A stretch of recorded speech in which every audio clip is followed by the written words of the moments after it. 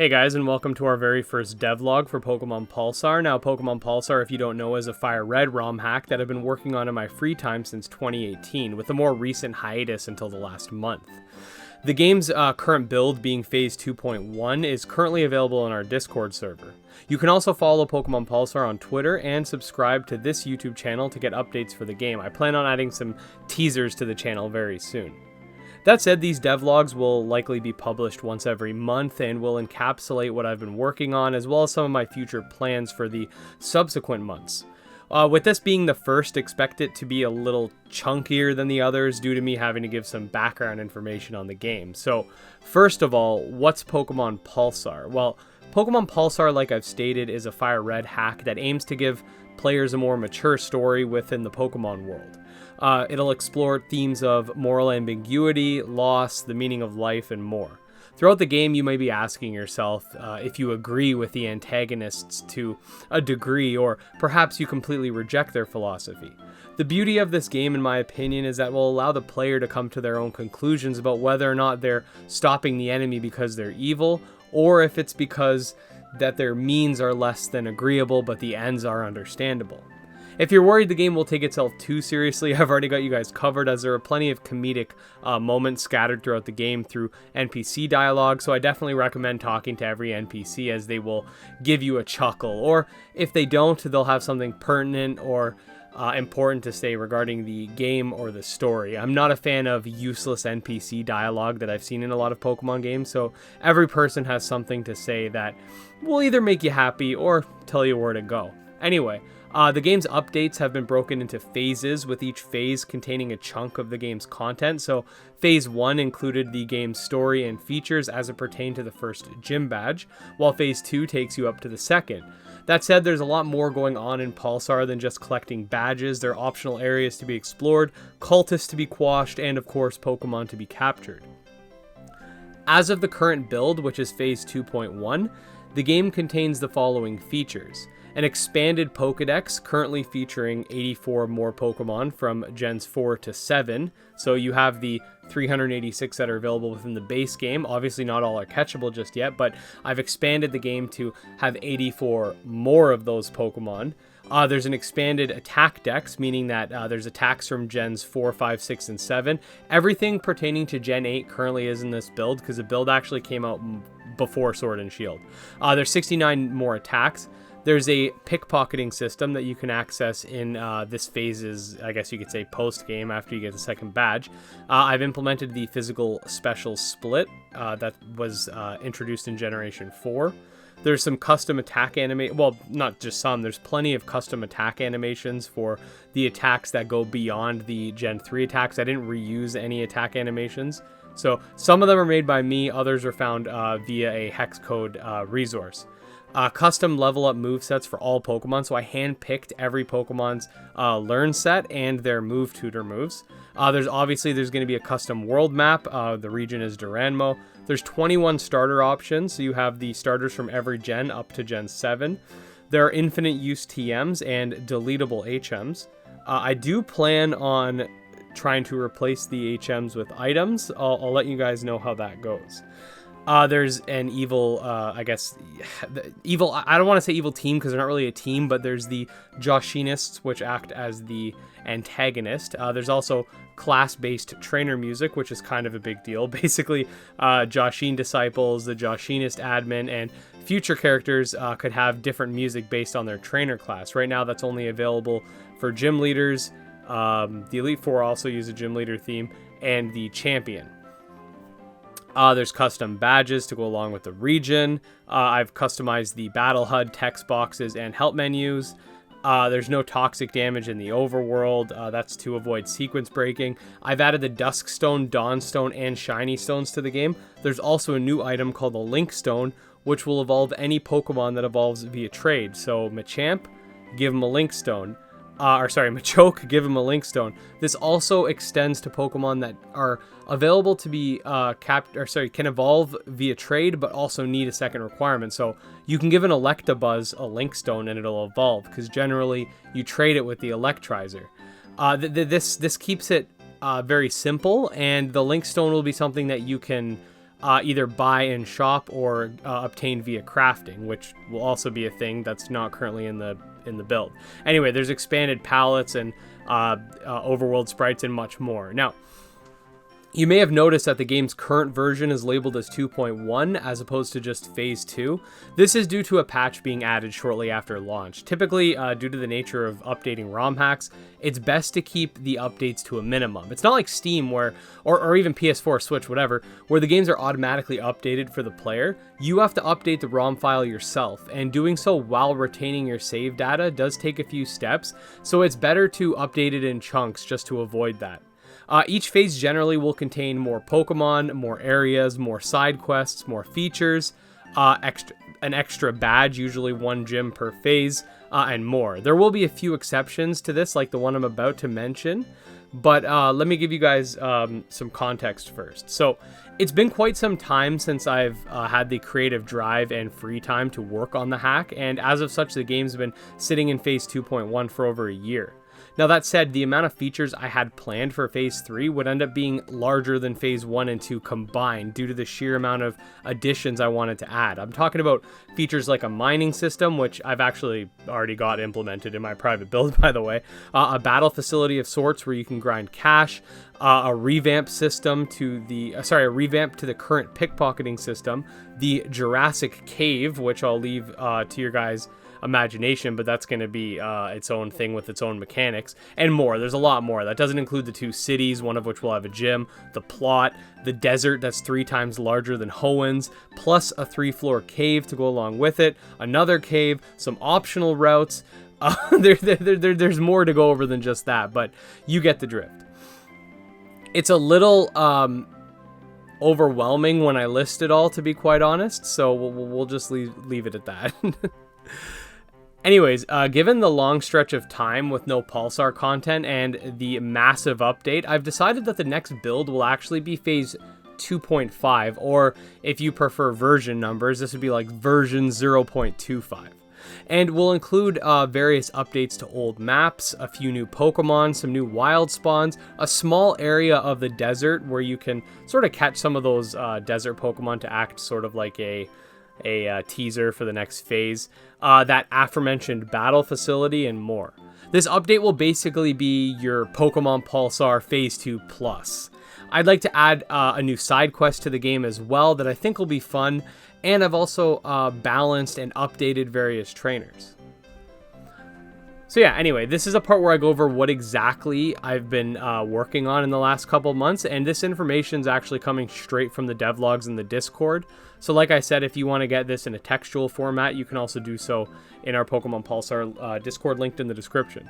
So the first hacker log just had to do with updating the game, running through some simulations to see if everything, sort of works. I updated a couple of things here and there, but nothing really crazy happened here. Same with Hacker Log 2. I just found some bugs and I needed to fix them. Hacker Log 3 was the last bit, and I found some more bugs, including a glitch to the Dawnstone, which completely screwed up your bag. That's been fixed. All the bugs that I found in this initial test have been patched in my current private build and will be fixed for you guys in version 2.5.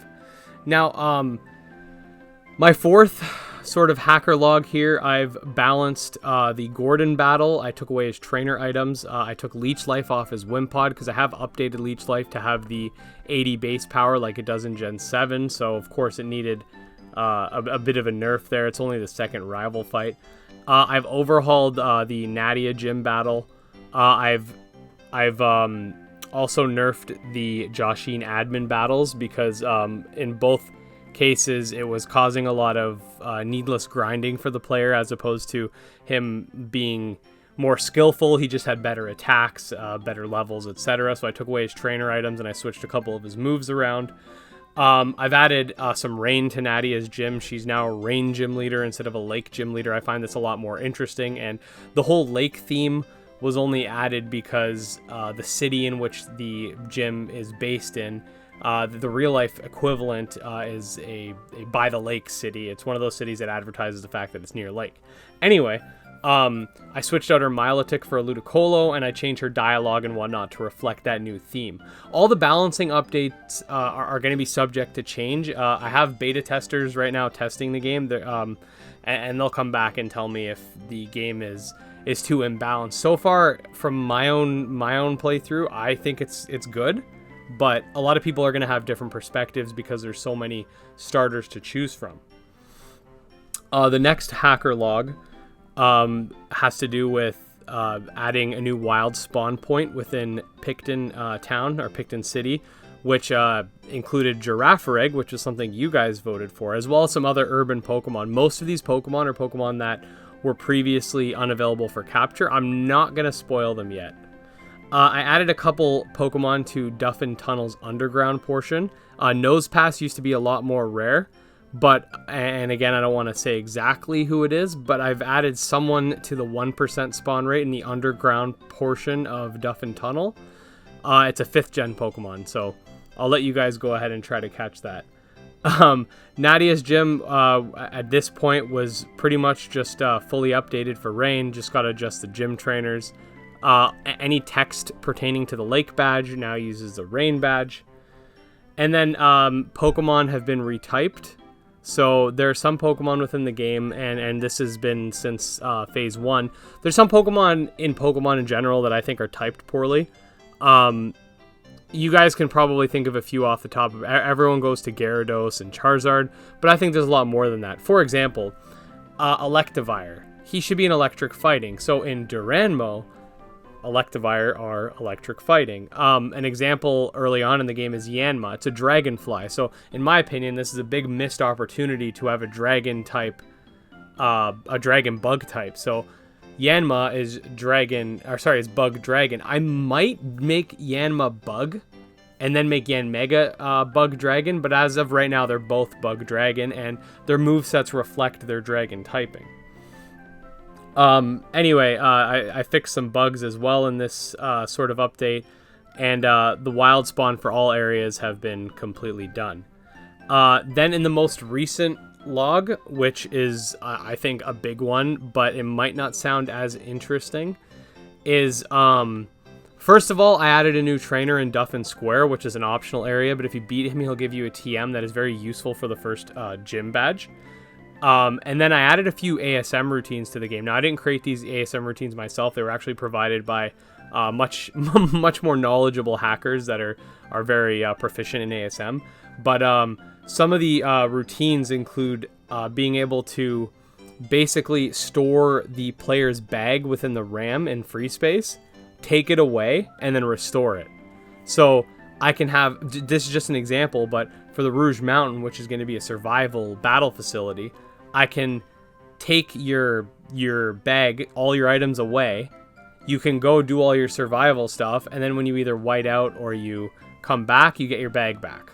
That's basically what that did. There's no native way to do that in the Fire Red code without inserting a routine, so that's what that did. The facility will also disable your XP growth, the ability to run away from wild battles, because I plan on having wild battles there as well that you can't run away from and will try to hamper your success, and some other stuff too. You can't level up there either. I think I mentioned that. Anyway, those are basically what I've gotten done so far. A lot of foundational stuff. I've also been able to basically do something in the game that will allow me to have full reign over which map loads which which map is loaded when I'm on which route or city.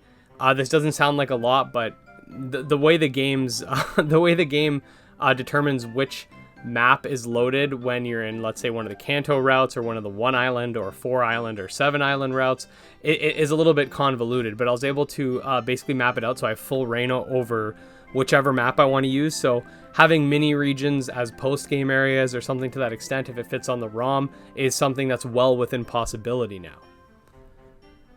So my plans for February are to work on that Rouge Mountain facility. The way this will work is that, like I said, it'll act as a survival challenge where you work your way up the mountain battling trainers and wild Pokemon. The levels will get higher and higher as you get higher yourself, and you will earn money, but you're unable to obtain XP. use items in battle, and will have your bag emptied, like I said, upon entry. It will, of course, be restored if you either quit or white out. You don't have to worry about losing your items. This area will act as a great way to farm cash, which will be important for mining, construction, and other features I have planned.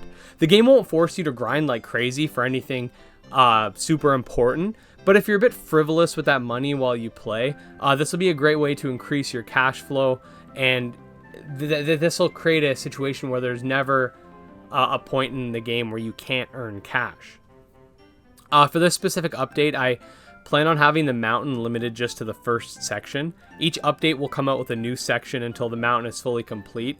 I've been throwing around the idea of having certain areas restricted by needing certain badges, but I'm leaning more towards the opposite. When the game is fully complete, I may allow the player to challenge the full mountain without the need of any badges for any areas, but as the updates come out, I'll be implementing the areas in each phase. So you won't be able to get to the top of the mountain within phase 2.5, but let's say you're someone who's playing the game when it's fully out and you come up to Rouge Mountain, you'll be able to try to get to the top, but levels are going to keep increasing.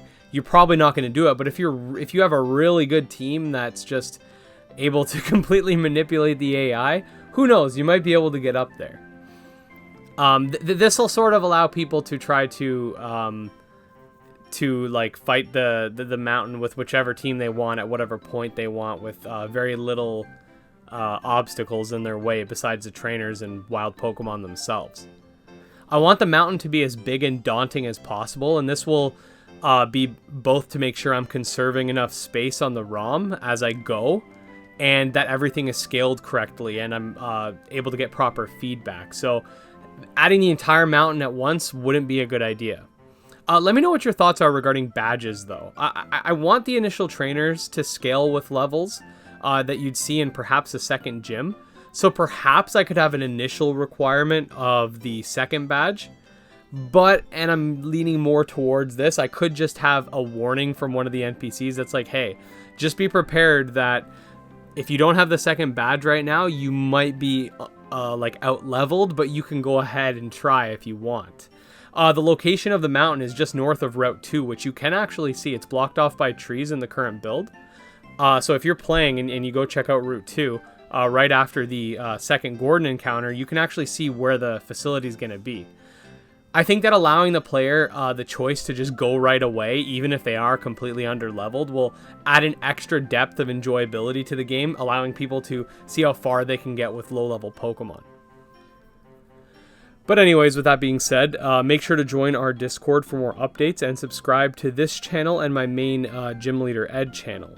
You can also follow me on Twitter at Pokemon Pulsar. And yeah, that's pretty much it. I'm hoping that the next devlog is a lot more organized and more well put together than this one, but I hope this kind of got the point across. I'll see you guys next time. Peace.